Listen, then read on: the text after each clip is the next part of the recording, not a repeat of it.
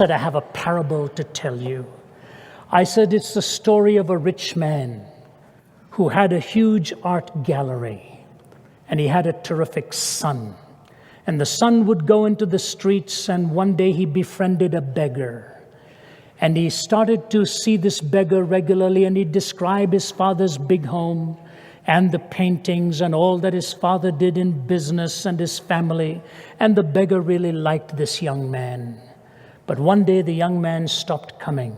2 days, 3 days, and the beggar found out he had very suddenly died. So he went and got himself some paper and some crayons, and he drew a portrait of that young man. And he went to that home of the rich man and gave it to the watchman outside and said, would you please give it to the man, because his son was very good to me. And I've drawn his portrait because I hear he has an art gallery in that house. The watchman looked at it, rather bemused by it, and said, all right, okay, and sent him away. But he thought this was quite a gesture.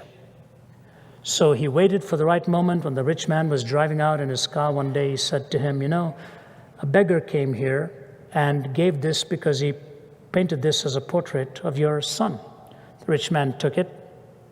Nothing was heard. Some years go by, and the beggar finds out the rich man had passed away and that they were going to auction his art gallery. So he decided to get some nice-looking clothes to see if he could squeeze in. He did. And he walked through the hall to see if the boy's portrait was hanging with all the grandmasters, and sure enough, it was there. And the auctioneer came, and all these aficionados with their wonderful little lenses and all studying all of this stuff. And then the gavel was pounded, and the auctioneer said, we are going to begin. And everybody, yay, good. He said, except there was a condition left in the will. The rich man said, this portrait of his son is the first one to be auctioned. And there was a moan and a groan. Nobody bid on it. The beggar put his hand into his pocket, got a few coins, and bid what he had. No counteroffer, gavel pounded, sold.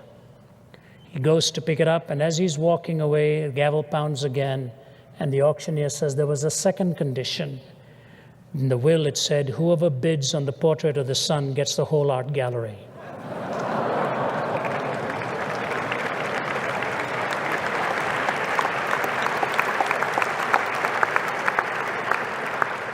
So I said to them, ladies and gentlemen, when you get the son, you get all of the components of meaning in life.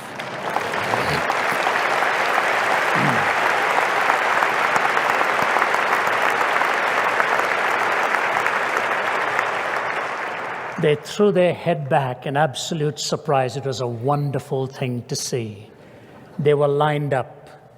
One of the Middle Eastern ambassadors, whom here I shall leave unnamed, came and grabbed my hand, and he said, Dr. Ravi, when I get to heaven, I am going to ask Lord Jesus if you and I can be roommates.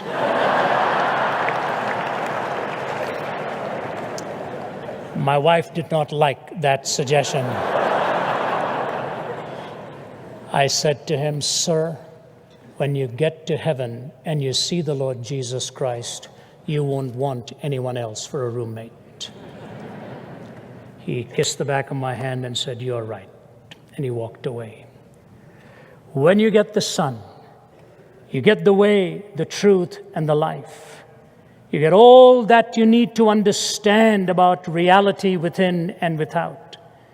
And that is why in a world right now skidding out of control, in a world where the sounds of weapons are in many parts deafening to the ears of its people, in a world where sexuality is becoming desacralized, where homes are being attacked, where we search and long for something or someone that would provide for us the answers, the Lord Jesus stands tall once again and says to you and to me, come unto me, all ye that labor and are heavy laden, and I will give you rest.